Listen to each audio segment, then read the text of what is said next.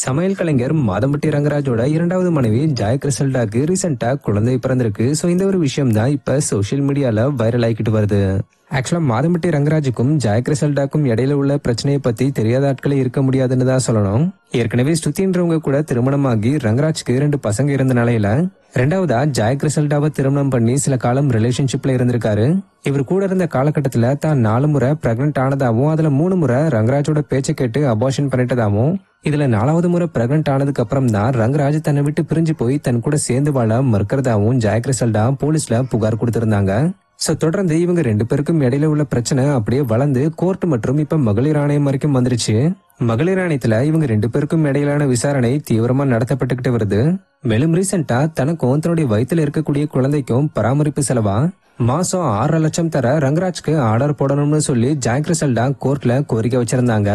இந்த நிலையில இன்னைக்கு காலையில ஜாய் கிறிசல்டாக்கு ஆண் குழந்தை பிறந்திருக்கிறதா சொல்லி தகவல் வெளிவந்திருக்கு. இந்த ஒரு விஷயத்த ஜாய் கிறிசல்டா தான் கன்ஃபார்ம் பண்ணிருக்காங்க. அதாவது ஜாய் கிறிசல்டா தன்னோட இன்ஸ்டாகிராம் பேஜ்ல மேரேஜ் போட்டோ ஒன்னு ஷேர் பண்ணி கேப்ஷன்ல மாதம்பட்டி ரங்கராஜுக்கும் எனக்கும் ஆண் குழந்தை பிறந்திருக்குன்னு சொல்லிருக்காங்க. ஆக்சுவலா ஜாய் கிறிசல்டா பிரெக்னெண்டா இருக்கும்போது தன்னுடைய கணவர் மாதம்பட்டி ரங்கராஜுக்கு பெண் குழந்தை தான் பிடிக்கும். சோ எனக்கு பெண் குழந்தை தான் பிறக்க போகுது. மேலும் அந்த குழந்தைக்கு ரஹா ரங்கராஜ்னு பேர்லாம் வச்சு ஜாய் கிறிசல்டா சொல்லிக்கிட்டு வந்தாங்கன்றது குறிப்பிடத்தக்க விஷயம். பட் இப்ப அவங்க நினைச்ச மாதிரி இல்லாம அதுக்கு மாறா ஆண் குழந்தை பிறந்திருக்கு. இந்த விஷயம் கேள்விப்பட்டதும் நிறைய பேர் ஜாய் கிறிசல்டாக்கு நியாயம் கிடைச்சே ஆகணும்னு பேசிக்கிட்டு வராங்க. சோ ஜாய் கிறிசல்டாக்கு நியாயம் கிடைக்குதா இல்லையான்றத வெயிட் பண்ணி பார்ப்போம்.